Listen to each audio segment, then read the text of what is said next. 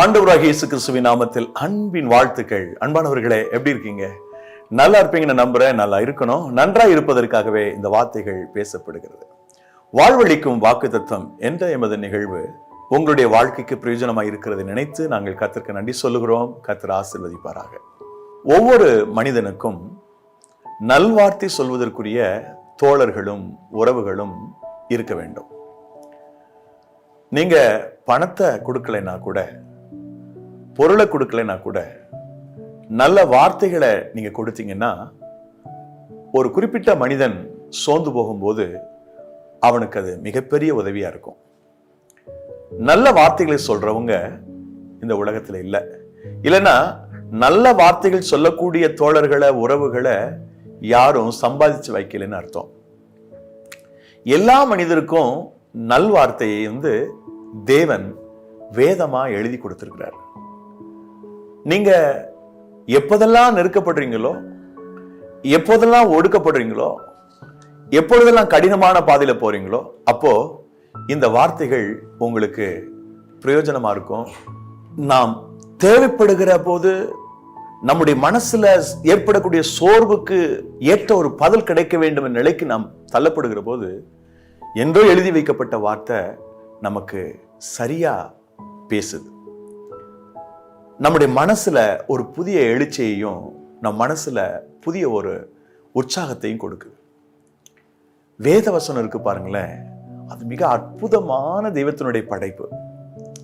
என்றைக்கோ எழுதப்பட்ட வேதாகமம் ஏறத்தாழ 1600 ஆண்டுகளுக்குள் வெவ்வேறு காலங்களிலே வாழ்ந்த 40 தேவ மனிதர்களால் எழுதப்பட்ட ஒரு வேதம். 40 மனிதர்கள் எழுதினார்கள் அல்ல, 40 மனிதர்களை தேவன் பயன்படுத்தினார். வெவ்வேறு காலங்களில் வாழ்ந்தவங்க, வெவ்வேறு பொசிஷன்ல இருந்தவங்க, ப்ரொஃபஷன் வெவ்வேறு. ஒருத்தர் ஆடு மேய்ச்சாரு, ஒருத்தர் ஆளை மேய்ச்சாரு, ஒருத்தர் அடிமையா இருந்தாரு, இன்னொருத்தர் அகதியா இருந்தாரு, இன்னொருத்தர் தீர்க்கதரிசியா இருந்தாரு, இன்னொருத்தர் ஆசாரியா இருந்தார், இன்னொருத்தர் பாட்டுக்காரர் இருந்தார், இன்னொருத்தர் வீட்டுக்காரர் இருந்தார். இப்படிதான் வெவ்வேறு விதமான ஆட்கள் இந்த 40 பேரும் வெவ்வேறு காலங்களில் வாழ்ந்தவங்க. ஆனா அவங்களை இயக்கி ஆண்டவர் இந்த வேதத்தை நம்ம கையில கொடுத்தார், எழுதி கொடுத்தார். 40 பேருக்கு மேல அதிகமான பேர் எழுதினாலும் நீங்க இந்த வேதாகமத்தை வாசிக்கும் போது அப்படியே ஒன்றோடு ஒன்று இணைந்து இருக்கக்கூடிய கருத்துக்கள், விகற்பமாக அல்லது முரண்படா இல்லாத இதனுடைய அந்த படைப்பை அல்லது இதனுடைய உருவாக்கத்தை நாம் பார்க்கும்போது அதுவே ஒரு பெரிய அதிசயம்தான், நம்மை பிரமிக்க வைக்கிறது. வேதத்தினுடைய அந்த அழகு, வேதத்தினுடைய படைப்பின் அழகு நம்மை வியக்க வைக்கிறது, தேவனுடைய அற்புத செய்களை நினைத்து. ஆகவே இந்த வேதம் இன்றைக்கும் வார்த்தைகளாக நமக்கு கொடுக்கப்பட்டிருக்கிறதுனால அந்த வார்த்தைகள் அவ்வப்பொழுது நம்முடைய வாழ்க்கையை வளமாக்கி கொண்டே வருகிறது. அதிலும் விசேஷமாக இந்த திருமறையில் கொடுக்கப்பட்டிருக்கின்ற வாக்கு தத்தங்கள் அல்லது வாக்குறுதிகள் நம்முடைய வாழ்க்கையில நம்ம சோர்ந்து போகும்போது, பலவீனப்படும் பொழுது, அவமானப்படும் பொழுது, துக்கத்தோடு இருக்கும் பொழுது, வேதனையோடு இருக்கும் பொழுது இந்த வார்த்தைகள் மிகப்பெரிய அளவில் நம்மை உற்சாகம் ஊட்டுகின்றன, நமக்கு தேவைப்படக்கூடிய ஆலோசனைகளை கொடுக்கிறது. ஏற்ற காலத்தை சொன்ன வார்த்தை வெள்ளித்தட்டில் வைக்கப்பட்ட பொற்பழங்களுக்கு சமானம் என்று சொல்லுவாங்க. அதே மாதிரி இப்ப நான் உங்களோட பேசிட்டு இருக்கிறேன். சில சகோதரிகள் எனக்கு தொலைபேசியில, சில சகோதரர்கள் பேசும்போது சொல்றாங்க, இந்த வார்த்தையில் எனக்காக பேசுனது போல இருந்துச்சு பிரதர், நீங்க பேசுனது எனக்காகவே பேசுனீங்கன்னு சொல்லுவாங்க. என்னுடைய செய்தி மாத்திரம் இல்ல, தேவ மனிதர்கள் கொடுக்கக்கூடிய செய்திகள் எல்லாம் நமக்காகவே பேசப்படுவது போல இருக்குதுன்னு சொன்னா இந்த வேதத்தினுடைய அழகை பாருங்கள். இந்த வேதத்தில் இருக்கிற விஷயங்களைத்தான் எடுத்து உங்களுக்கு சொல்லுகிறோம். ஆனால் எல்லா மனிதர்களோடும் இந்த வார்த்தைகள் பேசுகிறது, இந்த வசனங்கள் பேசுகிறது. இந்த எழுதப்பட்ட வார்த்தையிலிருந்து நாங்கள் எடுத்து பேசுகிறது, உரைக்கப்படுகிற வாக்கு அந்த ரேமாவாக நமக்கு கொடுக்கப்படுகிற போது அது நம்மோடு இடைப்படுகிறது. எனக்கு அன்பானவர்களே, வாழ்வழிக்கும் இந்த வாக்குத்தத்த நிகழ்ச்சியில இன்னைக்கு ஒரு வாக்கு தத்தத்தை உங்களுக்கு நான் சொல்ல விரும்புறேன். அது ஏசாயா தீர்க்கதரிசன ஆகமம் 65ஆம் அதிகாரம் 18வது வசனத்தில் இருக்கிறது. நான் சிருஷ்டிக்கிறதினாலே நீங்கள் என்றென்றைக்கும் மகிழ்ந்து களி கூர்ந்திருங்கள். இதோ எருசலேமை களி கூறுதலாகவும் அதன் ஜனத்தை மகிழ்ச்சியாகவும் சிருஷ்டிக்கிறேன். இந்த பெரிய வசனத்துல நான் உங்களுக்கு சொல்ல போகிற வார்த்தை அதனுடைய கடைசி பாகம். ஜனத்தை மகிழ்ச்சியாகவும் சிருஷ்டிக்கிறேன், ஜனத்தை மகிழ்ச்சியாக சிருஷ்டிக்கிறேன். மனுஷங்க துக்கத்தோடு இருக்கிறாங்க, வேதனையோடு இருக்கிறாங்க, பலவிதமான இன்னல்களுக்கும் பலவிதமான பிரச்சனைகளுக்கும் நடுவில் இந்த மனிதர்கள் வேதனையோடு வாழ்ந்து கொண்டிருக்கிறார்கள். எனக்கு அன்பான தெய்வ பிள்ளைகளே, வேதனையோடு துக்கத்தோடு துயரத்தோடு வாழ்ந்து கொண்டிருக்கிற ஒவ்வொரு மனிதனுடைய வாழ்விலும் ஒவ்வொரு மனிதனுடைய ஜீவிதத்திலும் நிச்சயமாக ஆண்டவர் தம்முடைய பேரானந்தத்தை, ஆசீர்வாதத்தை, உயர்வை கட்டளையிடுவார். அவருடைய பிள்ளைகள் மகிழ்ச்சியா இருக்கணும்ன்றதான் ஆண்டவருடைய விருப்பம். அவருடைய மக்கள் சந்தோஷமா வாழணும்ன்றதான் ஏசப்பாவுடைய விருப்பம். அதனாலதான் பல இடங்களிலே கர்த்தருக்குள் மகிழ்ச்சியா இருப்பது உங்களுக்கு பெலன்னு ஒரு வசனம் சொல்லியிருக்கு. எப்போதும் சந்தோஷமா இருங்க, எப்போதும் கர்த்தருக்குள் மகிழ்ச்சியா இருங்கன்னு பவுலடிகள் எழுதுகிறார் நிருபங்களிலே. நாம ரொம்ப ஹாப்பியா இருக்கணும், மகிழ்ச்சியா இருக்கணும்ன்றது ஆண்டவருடைய ஆசீர்வாதமும் விருப்பமும். ஆனா நம்மளால எப்போதும் மகிழ்ச்சியா இருக்க முடியுதா, சந்தோஷமா இருக்க முடியுதானா? இல்ல. பல்வேறு காரணங்களுக்கு நடுவில் நாம் துக்கத்தோட அலைகிறோம், வேதனையோட வாழறோம். நம்முடைய மனசுல நிம்மதி இல்லை, அமைதி இல்லை, சுவிட்சம் இல்லை, சந்தோஷம் சமாதானம் இல்லை, எல்லாம் தொலைச்சிட்டு நிக்கிறோம். எனக்கு அன்பான தெய்வ பிள்ளைகளே, இந்த நாளில் ஆண்டவர் சொல்றாரு, நான் இந்த ஜனத்தை மகிழ்ச்சியாக இருக்கும்படி அவர்களை சிருஷ்டிக்கிறேன்னு சொல்லுகிறார். நீங்க துக்கத்தோட இருந்தது போதும், வேதனையோடு இருந்தது போதும், துயரத்தோடு இருந்தது போதும். இப்போ ஆண்டவர் உங்களை மகிழ்ச்சியா மாத்தணும் அப்படின்றதுல அவர் சிரத்தை எடுத்துக்கொள்ளுகிறார், கரிசனையோடு கூட இருக்கிறார்.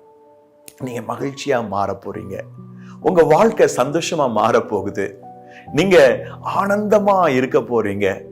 உங்களுடைய லைஃப்ல, உங்களுடைய ஜீவிதத்துல எல்லாத்தையும் தலைகீழா கர்த்தர் மாற்றி உங்களை சந்தோஷப்பட்டு கடிகூறும்படி செய்ய போகிறார். அது நிச்சயம் நடக்கும். சரி, இதுக்கு என்ன பண்ணணும்? கர்த்தர் ஜனத்தை மகிழ்ச்சியா சிருஷ்டிக்கிறேன்னு சொல்லுகிறார்.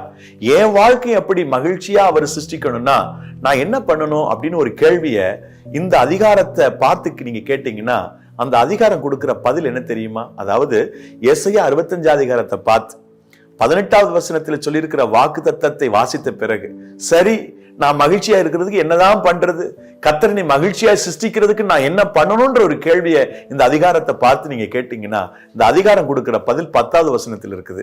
என்னை தேடுகிற என் ஜனத்திற்கு சாரோன் ஆட்டு தொழுவமாகவும் ஆகோரின் பள்ளத்தாக்கு மாட்டுக்கடையாகவும் இருக்கும். அவரை தேடுகிற ஒரு மனிதனாக, அவரை தேடுகிற பிள்ளையாக நீங்கள் இருந்தால் அவர் உங்களை மகிழ்ச்சியாய் சிருஷ்டிப்பார். 1 நாளாகமம் 16வது அதிகாரம் 10வது வசனத்துல வாசிக்கும் போது இந்த கருத்தை அந்த வசனம் ரொம்ப அழகா உறுதிப்படுத்துறத நீங்க பார்க்க முடியும். அவருடைய பரிசுத்த நாமத்தை குறித்து மேன்மை பாராட்டுங்கள், கர்த்தரை தேடுகிறவர்களின் இருதயம் மகிழ்வதாக. கர்த்தரை தேடுகிறவர்களின் இருதயம் மகிழ்வதாக. ஆண்டவரை தேடுனாங்கன்னா, கர்த்தரை தேடுனாங்கன்னா அவங்களுடைய இருதயம் ரொம்ப மகிழ்ச்சியா இருக்கும் அப்படின்னு இங்கே கர்த்தருடைய மனுஷன் பாடுறான். அவரை தேடுடைய இருதயம் மகிழ்வதாக. உங்க உள்ளத்துல மகிழ்ச்சியா இருக்கணும், உங்க வாழ்க்கையில மகிழ்ச்சியா இருக்கணும்னா அவரை தேடணும். தேடுகிற யாவரும் மகிழ்ந்து களி கூறுவார்கள் என்று சொல்லப்பட்டிருக்கிறது. சங்கீதம் 40:16 நாம் வாசிக்கிறோம், உம்மை தேடுகிற அனைவரும் உமக்குள் மகிழ்ந்து சந்தோஷப்படுவார்களாக. அதே வசனம் சங்கீதம் 70:4 சொல்லப்பட்டிருக்கிறது, உம்மை தேடுகிற யாவரும் உம்மில் மகிழ்ந்து சந்தோஷப்படுவார்களாக. சங்கீதக்காரன் சொல்றான், யாரெல்லாம் அவரை தேடுறாங்களோ அவங்களுடைய இருதயத்துல மகிழ்ச்சி வந்துடும். இருதயத்துல மாத்திரமல்ல, அதாவது உள்ளத்தில மாத்திரமல்ல, இல்லத்திலும் இந்த மகிழ்ச்சி வந்துரும்னு சொல்றான். அப்போ நல்லா கவனிச்சுக்கோங்க, நீங்க துக்கமா இருக்கிறது அவருக்கு விருப்பம் கிடையாது, நீங்க வேதனையோட வாழ்றது அவருக்கு விருப்பம் இல்லை. அவருடைய விருப்பம் என்னன்னா நீங்க சந்தோஷமா இருக்கணும். இப்போ ஒரு பெண் பிள்ளைய திருமணம் அடிச்சு கொடுக்குறாங்க வீட்டார். அந்த பிள்ளை கொஞ்சம் கூட கண் கலங்கிடக்கூடாது. புகுந்த வீட்டுல அவள் மன சஞ்சலத்தோட, கண்ணீரோட, வேதனையோட வாழக்கூடாதுன்றதுக்காக அந்த மகளுக்கு என்னெல்லாம் செய்யணுமோ அத்தனையும் செஞ்சு கொடுத்து அனுப்புறாங்க பெண் வீட்டார். அந்த பெண்ணை குறித்து யோசிக்கும் போதெல்லாம் என் மக கண் கலங்கிடக்கூடாது, என் பிள்ளை அழுதுறக்கூடாது அப்படின்றதான் அவங்களுடைய ஒரே நோக்கம் பெண் வீட்டாருக்கு. இப்போவும் தொலைபேசியில சில தாய்மார்கள் எனக்கு பேசும்போது, எங்க சம்மந்தி வீட்டார் மிகவும் வேதனைப்படுத்துறாங்க என் மகளை, அவளும் அழுகிறா, அவங்கிட்ட போன்ல பேசினா அதை கேட்டுட்டு நாங்கள் அழுகிறோம், ஒரே கண்ணீரா இருக்கு பிறகு என்னுடைய வாழ்க்கைன்னு சொல்றாங்க. எப்படி நாம நம்முடைய பிள்ளைகள் அந்த வீட்டுக்கு போகும்போது என் பிள்ளை கண்கலங்காம இருக்குன்றதுக்காக பார்த்து பார்த்து செய்யறோமோ, அது மாதிரிதான் ஆண்டவர் இந்த உலகத்துல வாழ்கிற நாம கண் கலங்கி வேதனையோட அழுகையோட இருக்கிறத விரும்புறதே இல்லை. நான் மகிழ்ச்சியா இருக்கணும்னு விரும்புறாரு. அதுக்கு நாம செய்ய வேண்டியதுன்னா தேவனை தேடணும், ஆண்டவரை தேடணும், அவருடைய முகத்தை பாருங்க. 1 நாளாகமம் 16:10, பிறகு சங்கீதம் 40:16, சங்கீதம் 70:4 இந்த வசனங்கள்லாம் வாசிச்சோம். இந்த வசனங்களின் அடிப்படையில் நாம கர்த்தரை தேடும் போது நம்முடைய இருதயத்தில மகிழ்ச்சி வரும். இன்னொரு வசனம் சொல்லுகிறது, கர்த்தரை தேடுடைய இருதயம் வாழும் அப்படின்னு இருக்குது. கர்த்தரை தேடக்கூடிய இருதயம் வாழுமா, ஜீவனோடு இருக்குமா? மகிழ்ச்சி இருந்தா தானே வாழ முடியும், சந்தோஷம் இருந்தா தான் உயிர் வாழ முடியும். ஆக தேவன் நம்மை சிருஷ்டிக்கிறார், மகிழ்ச்சியா இருக்க சிருஷ்டிக்கிறார். தேவனை தேடுகிற பழக்கம் இருந்தா நம்முடைய இருதயம் மகிழும், நாம் மகிழ்ச்சியோடு இருக்க கர்த்தர் உதவி செய்வார். அந்த மகிழ்ச்சியை தேவன் கொடுக்கிறது மாத்திரம் இல்ல, நீங்க அவரை தேட தேட அவர் முகத்தை பார்க்க பார்க்க அந்த மகிழ்ச்சியை பெருக பண்ணுவார் என்று வேதம் சொல்லுகிறது. ஏசாயா 9:3 வசனத்துல, அந்த ஜாதியை திரளாக்கி அதற்கு மகிழ்ச்சியை பெருக பண்ணினீர் என்று பாடுகிறார். மகிழ்ச்சியை அவர் பெருக பண்ணுகிறவர். ஏதோ கொஞ்ச நேரம் இன்னைக்கு மாத்திரம் சந்தோஷப்பட்டுட்டு போட்டுன்னு இருக்கிறது இல்ல, அவர் அந்த மகிழ்ச்சியில நாம பெருகணும், மகிழ்ச்சியில வளரணும்ன்றதுதான் அவருடைய ஆசையும் விருப்பமும் எண்ணமா இருக்கு. எனக்கு அன்பான தெய்வத்தினுடைய பிள்ளைகளே, உங்க சந்தோஷம் பெருகும், உங்க சந்தோஷத்துல இன்னும், உங்க மகிழ்ச்சியில இன்னும் அளவு அதிகமாகும். ஆண்டவர் அதை பெருக பண்ணுவேன் என்று சொல்லுகிறார். பொதுவா ஜனங்கள் எங்க அதிகமா தேவனை தேடுறாங்கன்னா ஆலயத்துல வந்து ஜனங்கள் தன்னை தேடணும் அப்படின்ற ஒரு ஒழுங்க அவர் ஏன் வச்சார்னா, அங்க வரும் பொழுது மக்களுடைய மனநிலை ஒன்னாகுது, ஒருநிலைப்படுகிறார்கள், ஒரே மனசோட தேவனை நோக்கி பார்க்கிறாங்க. அப்படி பார்த்து பழகும் போது மிகப்பெரிய மாற்றங்களை, மிகப்பெரிய ஒரு அற்புதமான மாற்றங்களை அவர்கள் பெறுகிறார்கள். அதனால அந்த சபை குறித்து, ஜெப வீட்டை குறித்து பேசும்போது எசாயா 56:7 என் ஜெப வீட்டிலே அவர்களை மகிழ பண்ணுவேன், என் ஜெப வீட்டிலே அவர்களை மகிழ பண்ணுவேன் சொல்றார். அங்க தேவனை தேடுகிற மக்கள் ஆண்டவரை தேடி அவருடைய முகத்தை பார்க்கும்போது ஜெப வீட்டுல கொண்டு வந்து மக்களை மகிழ பண்ணுவேன்றார். இப்போ எங்கெல்லாம் தேவ ஜனங்கள் தேவனை தேடுறாங்களோ அங்கெல்லாம் ஒரு மகிழ்ச்சி கிடைக்கிறது, சந்தோஷம் கிடைக்கிறது, மாற்றம் கிடைக்கிறது. எனக்கு அன்பான ஆண்டவருடைய பிள்ளைகளை, அவருடைய முகத்தை நோக்கி பார்த்து நீங்கள் ஆறுதல் அடையுங்கள். மனசுல உள்ளத்துல இருக்கிற எல்லா பாரங்களும் அப்படியே சருகு போல உதிர்ந்து ஓடி போயிடும். நீங்க செழித்து ஓங்குவீர்கள். ஆண்டவருடைய பேரானந்தம் உங்களுக்கு நிச்சயம் உண்டு. சரி, இப்படி ஆண்டவரை தேடி மகிழ்ச்சியை, சந்தோஷத்தை பெற்றுக்கொண்டவங்க சிலரை நம்ம பார்க்க போறோம். முதலாவது யோசபாத்தும் ஜனங்களும். யோசபாத்துக்கு விரோதமாக ஒரே சமயத்துல பல ராஜாக்கள் எழும்பி வந்தாங்க, ஒட்டுமொத்தமா எழும்பி வந்தாங்க. அப்படி ஒட்டுமொத்தமா ஒரு பெருங்கூட்ட மக்கள் யோசபாத்துக்கு விரோதமா வரும்போது யோசபாத்துக்கு பயந்தான். ஆனா பயந்தாலும் அவன் ஆண்டவரை தேடுறதுக்கு அவன் தீர்மானிச்சான். இதை குறிச்சு நாம 2 நாளாகமம் 20:3 வாசிக்க முடியும். அப்பொழுது யோசபாத் பயந்து, எதனாலன்னு கிட்ட மேல பாத்தீங்கன்னா, மோவா புத்திரரும் அம்மோன் புத்திரரும் அவர்களோடு அம்மோனியருக்கு அப்புறத்தில் உள்ள மனுஷரும் கூட யோசபாத்துக்கு விரோதமா யுத்தம் பண்ண வந்தார்கள். இப்படி யுத்தம் பண்ண வந்ததுனால அவன் பயந்து கர்த்தரை தேடுகிறதற்கு ஒருமுகப்பட்டு யூதாவெங்கும் உபவாசத்தை குறிவித்தான். இப்ப பாருங்க, தேவனை தேடின மனுஷன் லைஃப்ல எப்படி ஒரு மகிழ்ச்சி வருதுன்றதான் உங்களுக்கு சொல்ல போறேன். நாம அங்க ஏசாயால வாசிச்சோம், மகிழ்ச்சியா என் ஜனத்தை சிருஷ்டிப்பேன்னு சொல்றாரு. இப்ப மகிழ்ச்சியா சிருஷ்டிக்கணும்னா என்ன பண்ணணும்? கர்த்தரை தேடணும். இப்படி கர்த்தரை தேடின ஒரு மனுஷன் லைஃப்ல எப்படி மகிழ்ச்சி வருது அப்படின்றத நம்ம பார்க்கலாம். இந்த யோசபாத் பயந்தான், அவனுக்கு ஒரு அச்சம் வந்துச்சு. இவ்வளவு பேர் எழும்பி வராங்களே, இத்தனை சத்துருக்கள் ஒட்டுமொத்தமா எனக்கு விரோதமா இந்த தேசத்துக்கு விரோதமா வர்றாங்களேன்னு சொல்லி அவன் பயந்தான், அச்சப்பட்டான், கலங்கினான். He was troubled in his spirit. கலக்கம் வந்துச்சு அவனுக்கு. ஆனா கூடவே என்ன பண்ணனா, தேவனை தேடுவதற்கு அவன் ஒருமுகப்படுத்தினான், மக்களை எல்லாம் ஒன்று திரட்டினான், உபவாசத்தை கூறினான். இத கர்த்தர் பார்த்தார். என் பிள்ளைங்க என்ன தேடுறாங்கன்னு சொல்லிட்டு அவர் சம் ஐடியாஸ் கொடுக்கிறார். யோசபாத்துக்கு. அது அப்படியே செஞ்சான். துதிக்கிற பாடல் குழுவை ஏற்படுத்தினான். அவர் துதி சொல்ல தொடங்கின போது எதிரிகள் ஒருவரோடு ஒரு வெற்றுண்டு விழுந்து போனார்கள் என்று இந்த அதிகாரத்தை வாசிக்கிறோம். இந்த தயவு செய்து ஃப்ரீயா இருக்கும்போது இந்த செகண்ட் குரோனிக்கல்ஸ் 2 நாளாகமம் 20ஆம் அதிகாரம் முழுசும் வாசித்து பாருங்க. இப்போ அவங்க எப்ப மகிழ்ச்சியா இருக்கிறாங்க, எங்க அந்த வசனம் இருக்குன்னு பாத்தீங்கன்னா 2 நாளாகமம் 20ஆம் அதிகாரத்துல 27ஆம் வசனம். பின்பு கர்த்தர் அவர்கள் சத்துருக்கள் பேரில் கலிகூற செய்தபடியால் யூதா மனுஷர் யாவரும் எருசலேம் ஜனங்களும் அவர்களுக்கு முன்னாலே யோசபாத்தும் மகிழ்ச்சியோட எருசலேமுக்கு திரும்பி போனார்கள். பாத்தீங்களா எவ்வளவு அழகா இருக்குது. எசையா சொல்ற அந்த வசனத்துக்கு யோசபாத்தோட லைஃப்ல ஒரு நிகழ்வு நடந்திருக்கு பாருங்கள். அவன் தேவனை தேட மக்களுக்கு உற்சாகப்படுத்தினான். தேவனை தேட சொன்னான். பயந்தான், கலக்கந்தான், அச்சந்தான், தோற்று போகக்கூடிய சூழ்நிலை தான். ஆனாலும் தேவனை தேடுவதற்கு அவன் தன்னுடைய மனதை ஆயத்தப்படுத்தினான். தேவனை தேடின பிள்ளைங்க என்னைக்குமே மகிழ்ச்சியா இருப்பாங்க. நீங்க மகிழ்ச்சியா இருக்கணுமா, ஆண்டவர் தேடுங்க.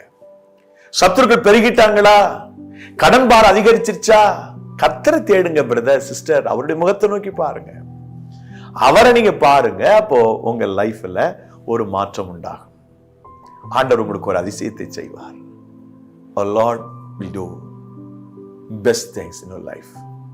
விசேஷித்த மேன்மையானத கர்த்தர் உங்களுடைய லைஃப்ல செய்வார், உங்களுடைய வாழ்க்கையில செய்வார். நீங்க மகிழ்ச்சியோடு தேவனை ஆராதிப்பீங்க, மகிழ்ச்சியோடு தேவனை தொழுது கொள்வீங்க. இரண்டாவது, அப்படியே எசேக்கியா ராஜாவுடைய லைஃப்லயும் சில நெருக்கடி வந்துச்சு. அப்படி வந்த போது அவன் ஜனங்கள் எல்லாம் ஒண்ணு திரட்டி தேவனை தேடுறதுக்கு அவன் முயற்சி பண்ணான். தேவனை தேடினான் அங்க இல்ல, ஆனா தேவனை தேடுவதற்குரிய காரியங்களை செய்தான். மக்களை பரிசுத்தப்படுத்தினான். 2 நாளாகமம் 29ஆம் அதிகாரம் 15-16 வசனங்களை வாசித்து பாத்தீங்கன்னா அங்க ஜனங்கள் எல்லாம் கூட்டி வச்சு அவங்க தேவனை நோக்கி பார்க்கிறதுக்கும் தங்களை சுத்திகரிச்சு கொள்றதுக்கும் அவங்கள மோட்டிவேட் பண்ணலாம். ஜனங்கள் தேவனை பார்க்கணும், தேவனை தேடன்றவனுடைய நோக்கமா இருந்துச்சு. அதனால அவனுடைய வாழ்க்கையில அவனுடைய ஜீவிதத்துல என்ன நடந்துச்சு பாருங்க. 2 நாளாகமம் 29-30. பின்பு எசேக்கியா ராஜாவும் பிரபுக்களும் லேவியரை நோக்கி, நீங்கள் தாவீதும் ஞானதிஷ்டிக்காரனாகிய ஆசாப்பும் பாடின வார்த்தைகளினாலே கர்த்தரை துதியுங்கள். அவர்கள் அப்பொழுது மகிழ்ச்சியோடு துதி செய்து தலைகுனிந்து பணிந்து கொண்டார்கள். அதாவது தேவனை தேடுங்க, அவரை துதிங்க அப்படின் போது அவங்களுக்கு ஒரு மகிழ்ச்சி தானால வருது. இந்த வசனத்தை விட இன்னொரு வசனம் சொல்றேன் பாருங்க. 30ஆம் அதிகாரம் 35ஆம் வசனம். யூதாவின் சபை அனைத்தும் ஆசாரியரும் லேவியரும் இஸ்ரவேலில் இருந்து வந்தவர்களுடைய சபை அனைத்தும் ஆகிய இஸ்ரவேல் தேசத்திலிருந்து வந்த அந்நியரும் யூதாவில் குடியிருந்தவர்களும் மகிழ்ச்சியாயிருந்தார்கள். மகிழ்ச்சியா இருந்தாங்க, எல்லாரும் ஹாப்பியா இருந்தாங்க, ரொம்ப சந்தோஷப்பட்டாங்க. இதெல்லாம் தேவனை தேடினதுனால வரக்கூடிய மகிழ்ச்சி. ஆண்டவரை தேடி பழகுகிற ஒரு நல்ல பாக்கியம் அவளுக்கு இருந்ததுனால அவங்க மகிழ்ச்சியா இருந்தாங்க, எல்லாரும் சந்தோஷமா இருந்தாங்க. எல்லாருக்குள்ள இந்த ஆனந்த பாக்கியம் வந்துச்சு. சந்தோஷப்பட்டு களி கூர்ந்து தேவனை துதிச்சாங்க. எனக்கு அன்பான தெய்வத்தினுடைய பிள்ளைகளே, இந்த நாளிலும் ஆண்டவர் நீங்கள் மகிழ்ந்து களி கூறும்படி தேவன் உங்களுக்கு அருள் பாராட்டுவாராக. மூன்றாவதாக எஸ்தரும் மொர்தெகாயும். இந்த எஸ்தரும் மொர்தெகாயும் ஒரு நெருக்கடியான சூழல், மரண பயத்துல யூத மக்கள் இருந்த காலத்தில் தங்கள் உயிருக்கும் பாதுகாப்பு இல்லை என்ற சூழல் வந்தபோது இந்த இருவரும் சேர்ந்து ஒரு முடிவு எடுத்தாங்க. ஆண்டவரை தேடணும்னு ஒரு முடிவு எடுத்தாங்க. உபவாசம் பண்ணி அவருடைய முகத்தை பார்க்கணும்னு முடிவு எடுத்தாங்க. எஸ்தர் புஸ்தகம் 4ஆவது அதிகாரம் 16வது வசனத்தை நீங்க வாசித்து பாத்தீங்கன்னா, நீர் போய் சூசானில் இருக்கிற யூதரெல்லாம் குடிவர செய்து 3 நாள் அல்லும் பகலும் புசியாமலும் குடியாமல் இருந்து எனக்காக உபவாசம் பண்ணுங்கள், நானும் என் தாதிமார உபவாசம் பண்ணுவோம். இவ்விதமாய் சட்டத்தை மீறி ராஜாவினிடத்தில் பிரவேசிப்பேன், நான் செத்தாகிலும் சாகிறேன் என்று சொல்ல சொன்னாள். அப்பொழுது மொர்தெகாய் புறப்பட்டு போய் எஸ்தர் தனக்கு கற்பித்தபடி எல்லாம் செய்தான். எஸ்தரும் மொர்தெகாயும் சேர்ந்து ஒரு காரியத்தை செஞ்சாங்க. உபவாசம் பண்ணி ஆண்டவருடைய முகத்தை தேடினாங்க. நல்லா கவனிங்க, பைபிள்ல வேதாகமத்துல எங்கெல்லாம் மன உண்மையாய் மன உருக்கமாய் மக்கள் தேவனுடைய முகத்தை நோக்கி பார்க்கிறாங்களோ, தேவனை தேடுகிறாங்களோ, தேவனுடைய முகத்தை நோக்கி பார்த்து மன்றாடுறாங்களோ, அங்கெல்லாம் அந்த மகிழ்ச்சி வந்துடும். அப்படி வந்துச்சா அப்படின்னு பாருங்களேன். பிற்பாடு உள்ள அதிகாரங்களிலே பல இடங்களிலே அவங்க மகிழ்ச்சியா இருந்தாங்கன்ற குறிப்பை நம்ம பார்க்க முடியும். எஸ்தர் 8ஆவது அதிகாரம் 16-17 வசனங்கள். இவ்விதமா யூதருக்கு வெளிச்சமும் மகிழ்ச்சியும் களிப்பும் கனமும் உண்டாயிற்று. யூதருக்கு வெளிச்சமும் மகிழ்ச்சியும் களிப்பும் கனமும் உண்டாயிற்று. ராஜாவின் வார்த்தையையும் அவருடைய கட்டளையையும் போய் சேர்ந்த எல்லா நாடுகளிலும் எல்லா பட்டணங்களிலும் யூதருக்குள்ளே அது மகிழ்ச்சியும் களிப்பும் விருந்துண்டு கொண்டாடும் நல்ல நாளுமாயிருந்தது.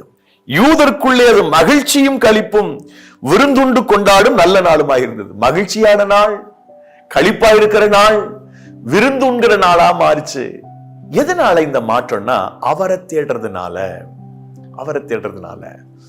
இந்த செய்தியை பார்த்து கொண்டிருக்கிற எனக்கு அன்பான சகோதர சகோதரிகளே, பெரியவர்களே, தாய்மார்களே, முதியவர்களே, கணத்திற்குரிய பெருமாட்டிகளே, உங்களுக்கு நான் அன்போடு தெரிவிக்கிறேன்.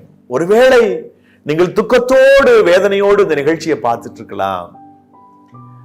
பணம் காசுக்கு ஒன்னும் குறையில்லை பிரதர், எல்லாமே எனக்கு இருக்குது. ஆனா என் மனசை வேதனைப்படுத்துற ஒரு விஷயம் இருக்கு. வேற யாருக்கு தெரியாது. அந்த துக்கம் என்னை வாட்டி வதைக்குது. இந்த விஷயத்துல ஆண்டவர் எப்படி எனக்கு அற்புதம் செய்வார், எனக்கு நம்பிக்கை இழந்துட்டேன் நானு அப்படின்னு சொல்லக்கூடிய நபரா நீங்க இருக்கலாம். தயவு செய்து அவருடைய முகத்தை நோக்கி பாருங்க. First you must seek his face. அவருடைய முகத்தை தேடணும். அதுதான் மிக முக்கியம். ஒரு பேரெல்லாம் சொல்லாம ஒரு விஷயத்தை நான் சொல்லணும். ஏனென்றால் இந்த நிகழ்ச்சியை சம்பந்தப்பட்டவர் பார்த்து கொண்டிருப்பார் என்பதனாலே. ஒரு அன்பு சகோதரி தன்னுடைய கணவர் தனக்கு துரோகம் செய்கிறார் என்று தெளிவாய் தெரிந்தும் கூட அதை தடுக்க முடியல.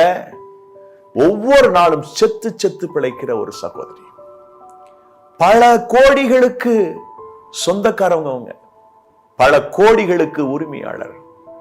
ஆனால் வெளியில போகும்போது விலையுறந்த கார்ல போறாங்க, நல்ல பங்களால இருக்கிறாங்க. ஆனா கணவர் செய்கின்ற துரோகத்தை வெளியில சொல்ல முடியாம தன்னுடைய மனசுல போட்டு வேதனைப்பட்டு அழுது கொண்டிருக்கிற சகோதரி. எனக்கு ஒரு நாள் அவர்கள் தொடர்பு கொண்டு பேசினார்கள். அவர்கள் ஊர் பேர் சொல்லல, தன்னுடைய கணவர் பேரை சொன்னாங்க. நான் கேட்டபோது, வேணாம் பிரதர், சொல்ல வேண்டாம் என்று சொன்னார்கள். ஒன்னும் பிரச்சனை இல்லை சிஸ்டர், நான் பேரை வைத்து ஜெபித்துக் கொள்கிறேன். ஆனால் நான் ஜெபிக்கும் போது அவர்கள் இந்த ஊர், அவர்கள் இந்த இடம், அவருடைய சூழ்நிலை இது என்பதை ஆண்டவர் எனக்கு வெளிப்படுத்தினார். நான் மறுபடியும் அந்த சகோதரிக்காக ஜெபித்தேன். நிச்சயமாக அந்த மகளுக்கு ஒரு நல்ல ஆனந்தம், சந்தோஷம் உண்டாயிருக்கும் என்று நம்புகிறேன். மறுபடியும் இவர்கள் அழைக்கின்ற போது ஆண்டவருடைய அந்த அற்புத செயலை கேட்கணும்னு நான் நினைக்கிறேன். ஒரு குறையும் இல்லை, அவ்வளோ பண வசதி, நல்ல விலையுறந்த கார்களிலே வருகிற மகள் சகோதரி எல்லாவற்றையும் சொன்ன அழுது கொண்டே இடத்தில் அதை பகிர்ந்து கொண்டார்கள். வெளியில சொல்ல முடியாத பிரச்சனை, யாருக்கும் தெரியாது. அந்த வீட்டினுடைய பிள்ளைகள், அவங்களுடைய கற்ப பிறப்புகளுக்கு தெரியும். அந்த பிள்ளைகள் சொன்னாங்க, விட்டுட்டு வந்துருங்க அம்மி, அப்பா விட்டுட்டு வந்துருங்க, வேண்டாம். எல்லாம் பெரிய பெரிய பிள்ளைங்க. இந்த சகோதரி எந்த தீர்மானமும் எடுக்க முடியவில்லை. வெளியில பார்க்கிறதுக்கு ஒரு பகட்டு இருக்கிறது, உயர்ந்த நிலையில் இருக்கிறது போன்ற தோற்றம் இருக்கிறது, நிம்மதி இல்லை. எத்தனையோ குடும்பங்களில அப்படிப்பட்ட பாதிப்பை நாம பார்க்கிறோம். நான் முடிக்கிறதுக்கு முன்னாடி இதை சொல்ல விரும்புறேன். இன்னும் நான் எஸ்ராவுடைய லைஃப்ல நடந்தது, நெகேமியோட லைஃப்ல நடந்ததெல்லாம் சொல்லணும்னு நினைக்கிறேன். டைம் இல்லாதனால நான் முடிக்க போறேன். இப்படி நீங்க உங்களுக்கு எல்லா வசதி இருந்தும் சந்தோஷம் இல்லாம, சமாதானம் இல்லாம, நிம்மதி இல்லாம இருந்தீங்கன்னா அதனால என்ன பிரயோஜனம்? வாழ்க்கையே இருண்ட ஒரு வாழ்க்கை இல்லையா? நீங்க சந்தோஷத்தை பெறதுக்கு, சமாதானத்தை பெறதுக்கு, நீங்க மகிழ்ச்சியா இருப்பதற்கு அவர் உங்களுக்காக பெரிய காரியத்தை செய்ய முடியும். அதை நீங்க நம்புறீங்களா? விசுவாசிக்கிறீங்களா? உங்களுக்காக அவர் கிரியை செய்ய முடியும். உங்களுக்கு அவர் யுத்தம் பண்ண முடியும். உங்களுக்கு அவர் யுத்தம் பண்ணி ஒரு மிகப்பெரிய வெற்றியை கர்த்தர் உங்களுக்கு கொடுக்க முடியும். Are you believe that? நிச்சயமாக நீங்கள் அதை விசுவாசித்தால் உங்க வாழ்க்கையில அந்த துக்கத்துக்கான காரியத்தை கர்த்தரே முன்னின்று சரி செய்வார். அவர் உங்களுக்கு யுத்தம் பண்ணுவார், உங்களுக்கு அவர் அற்புதம் செய்வார். நம்ம தேடுறதில்ல. நம் பிரச்சனை வரும்போது நம் மனுஷன்ட்ட போய் அழுகிறோமே, உறவுகள்கிட்ட போய் ஒப்பாரி வைக்கிறோமே, சொந்த பந்தங்களுக்கு முன்னாடி மனம் கசந்து போய் நிக்கிறோமே, அதை நிறுத்திட்டு ஆண்டவருடைய சமூகத்துல வந்து முழங்கால் போட்டு, உங்களை தேடுறப்பா, உங்க முகத்தை நோக்கி பார்க்கிறேன், நீங்க எனக்கு உதவி செய்யணும்னு சொல்லுங்க. Almighty God will help you. உங்க முகத்துல அவர் சந்தோஷத்தை பார்க்கணும். இந்த உலகத்தை நீங்க மகிழ்ச்சியோடு வாழணும். எவ்வளவு காலம் இருக்கீங்களோ அவ்வளவு காலம் சந்தோஷமா இருங்க. ஒரு நல்ல பிரகாசமான வாழ்க்கை உங்களுக்கு முன்னாடி இருக்குது. நீங்க நம்புனீங்கன்னா இயேசுவோட முகத்தை நோக்கி பார்ப்பீங்களா? ஜீசஸ் நோக்கி பாருங்க. ஒருவேளை சர்ச்சுக்கு போக முடியாத நிலையில இருக்கலாம், பைபிள்லாம் உங்க கையில் இல்லாம இருக்கலாம், பரவாயில்ல. இருக்கிற இடத்துல ஜீசஸ் ஹெல்ப் மீ. ஏன் வாழ்க்கையில் இருக்கிற சோகம் மாறணும், துக்கம் மாறணும், கேளுங்க, நிச்சயம் கர்த்தர் ஆசீர்வதிப்பார். ஜெபிப்போமா? நேசிக்கிறீங்க நல்ல தந்தையே, இந்த அருமையான ஆசீர்வதிக்கப்பட்ட இனிய நாளுக்காக நன்றி. இந்த வார்த்தைகளை கேட்டுக்கொண்டிருக்கிற பிள்ளைகளுடைய வாழ்வில் இருக்கிற துக்கம், துயரம், வேதனை, மன சஞ்சலங்கள் விலகி போகட்டும். Lord, bless them. சமாதானத்தை, சந்தோஷத்தை நிறைவாய் இந்த அன்பு பிள்ளைகள் ஒவ்வொருவருக்கும் கொடுத்து துக்கத்துக்கு பதிலாக மகிழ்ச்சியோடு வாழ தேவன் அருள் புரிவீராக. வியாதி, பலகீனங்கள், சுகவீனங்களுக்கு நடுவில் இருக்கிற பிள்ளைகளுக்கு நல்ல சுகம், பலன், ஆரோக்கியத்தை கொடும். கடன் பாரத்தோடு தத்தளித்துக் கொண்டிருக்கிற பிள்ளைகளுக்கு தேவைகளை சந்தித்து நெருக்கிழந்தவர்களை தூக்கி எடுத்து நிறுத்தும் உடைய கரத்தில் ஒப்புக் கொடுக்கிறோம். எல்லா துதி கன மகிமை யாவும் ஒருவருக்கே செலுத்துகிறோம். இயேசு கிறிஸ்துவின் நாமத்தில் ஜெபிக்கிறோம் ஜீவனுள்ள நல்ல பிதாவே. ஆமென், ஆமென்.